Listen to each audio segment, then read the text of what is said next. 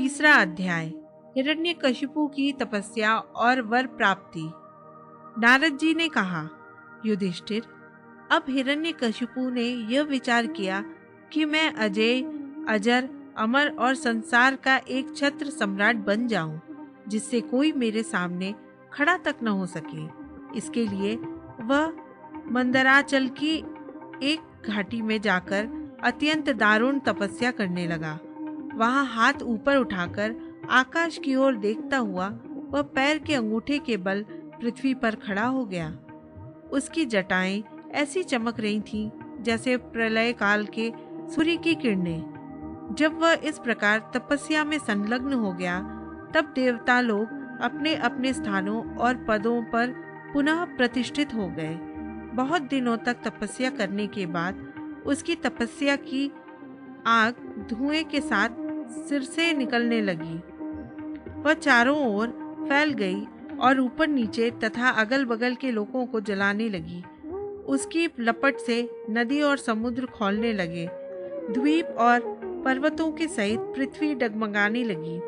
ग्रह और तारे टूट टूट कर गिरने लगे तथा दसों दिशाओं में मानो आग लग गई। हिरण्यकशिपु की उस तपोमयी आग की लपटों से स्वर्ग के देवता भी जलने लगे। वे घबराकर स्वर्ग से ब्रह्मलोक में गए और ब्रह्मा जी से प्रार्थना करने लगे, हे देवताओं के भी आराध्य देव जगतपति ब्रह्मा जी, हम लोग हिरण्यकशिपु के तप की ज्वाला से जल रहे हैं। अब हम स्वर्ग में नहीं रह सकते। हे अनंत, हे सर्वाध्यक्ष, यदि आप उचित समझे तो अपनी सेवा करने वाली जनता का नाश होने के पहले ही यह ज्वाला शांत कर दीजिए। भगवान, आप सब कुछ जानते ही हैं, फिर भी हम अपनी ओर से आपसे यह निवेदन कर देते हैं कि वह किस अभिप्राय से यह घोर तपस्या कर रहा है। सुनिए, उसका विचार है कि जैसे ब्रह्मा जी अपनी तपस्या और योग के प्रभाव से इस चराचर जगत की सृष्टि करके सब लोगों से ऊपर सत्यलोक में विराजते हैं, वैसे ही मैं भी अपनी उग्र तपस्या और योग के प्रभाव से वही पद और स्थान प्राप्त कर लूंगा, क्योंकि समय असीम है और आत्मा नित्य है। एक जन्म में नहीं, अनेक जन्मों में, एक युग में न सही अनेक युगों में अपनी तपस्या की शक्ति से मैं पाप पुण्यादि के नियमों को पलटकर इस संसार में ऐसा उलटफेर कर दूंगा जैसा पहले कभी नहीं था। वैष्णववादी पदों में तो रखा ही क्या है, क्योंकि कल्प के अंत में उन्हें भी काल के गाल में चला जाना पड़ता है। हमने सुना है कि ऐसा हट करके ही वह घोर तपस्या में जुटा हुआ है। आप तीनों लोकों के स्वामी हैं। अब आप जो उचित समझे वही करें। ब्रह्मा जी, आपका यह सर्वश्रेष्ठ परमेष्टि पद ब्राह्मण एवं गौओं की वृद्धि, कल्याण, विभूति, कुशल और विजय के लिए है। यदि यह हिरण्यकशिपु के हाथ में चला गया तो सज्जनों पर संकटों का पहाड़ टूट पड़ेगा। युधिष्ठिर, जब देवताओं ने भगवान ब्रह्मा जी से इस प्रकार निवेदन किया, तब वे भृगु और दक्ष आदि प्रजापतियों के साथ हिरण्यकशिपु आश्रम पर गए। वहां जाने पर पहले तो वे उसे देख ही न सके, क्योंकि दीमक की मिट्टी, घास और बांसों से उसका शरीर ढक गया था। चींटियां उसकी मेदा, त्वचा, मांस और खून चाट गई थीं। बादलों से ढके हुए सूर्य के समान वह अपनी तपस्या के तेज से लोगों को तपा रहा था। उसको देखकर ब्रह्मा जी भी विस्मित हो गए। उन्होंने हंसते हुए कहा, ब्रह्मा जी ने कहा, बेटा हिरण्यकशिपु, उठो उठो, तुम्हारा कल्याण हो। कश्यप नंदन, अब तुम्हारी तपस्या सिद्ध हो गई। मैं तुम्हें वर देने के लिए आया हूँ। तुम्हारी जो इच्छा हो बेखटके मांग लो। मैंने तुम्हारे हृदय का अद्भुत बल देखा। अरे, डांसों ने तुम्हारी देह खा डाली है, फिर भी तुम्हारे प्राण हड्डियों के सहारे टिके हुए हैं। ऐसी कठिन तपस्या न तो पहले किसी ऋषि ने की थी और न आगे ही कोई करेगा। भला ऐसा कौन है जो देवताओं के 100 वर्ष तक बिना पानी के जीता रहे? बेटा हिरण्यकशिपु, तुम्हारा ये काम बड़े बड़े धीर पुरुष भी कठिनता से कर सकते हैं। तुमने इस तपोनिष्ठा से मुझे अपने वश में कर लिया है। दैत्य शिरोमणे इसी से प्रसन्न होकर मैं तुम्हें जो कुछ मांगो दिए देता हूँ। तुम हो मरने वाले और मैं हूँ अमर, अतः तुम्हें मेरा यह दर्शन निष्फल नहीं हो सकता। नारद जी कहते हैं, युधिष्ठिर, इतना कहकर ब्रह्मा जी ने उसके चींटियों से खाए हुए शरीर पर अपने कमंडलू का दिव्य एवं अमोघ प्रभावशाली जल छिड़क दिया।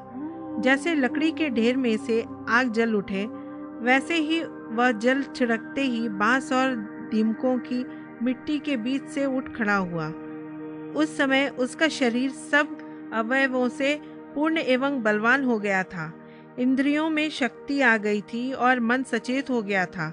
सारे अंग वज्र के समान कठोर एवं तपाए हुए सोने की तरह चमकीले हो गए थे। वह नवयुवक होकर उठ खड़ा हुआ। उसने देखा कि आकाश में हंस पर चढ़े हुए ब्रह्मा जी खड़े हैं। उन्हें देखकर उसे बड़ा आनंद हुआ। अपना सिर पृथ्वी पर रखकर उसने उनको नमस्कार किया। फिर अंजलि बांधकर नम्र भाव से खड़ा हुआ और बड़े प्रेम से अपने निर्निमेष नयनों से उन्हें देखता हुआ गदगद वाणी से स्तुति करने लगा। उस समय उसके नेत्रों में आनंद के आंसू उमड़ रहे थे और सारा शरीर पुलकित हो रहा था।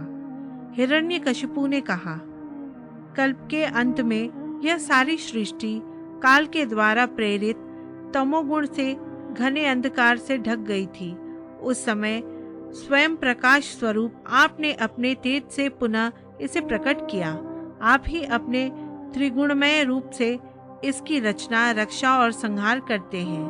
आप रजोगुण, सत्वगुण और तमोगुण के आश्रय हैं। आप ही सबसे परे और महान हैं। आपको मैं नमस्कार करता हूँ। आप ही जगत के मूल कारण हैं। ज्ञान और विज्ञान आपकी मूर्ति हैं। प्राण, इंद्रिय, मन और बुद्धि आदि विकारों के द्वारा आपने अपने को प्रकट किया है। आप मुख्य प्राण सूत्रात्मा के रूप से चराचर जगत को अपने नियंत्रण में रखते हैं। आप ही प्रजा के रक्षक भी हैं। भगवान, चित्त, चेतना, मन और इंद्रियों के स्वामी आप ही हैं।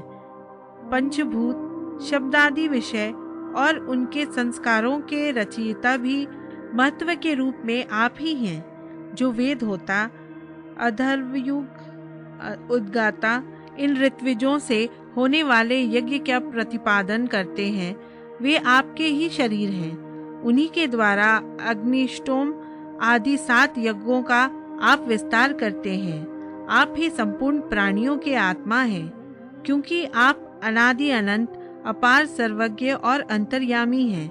आप ही काल हैं।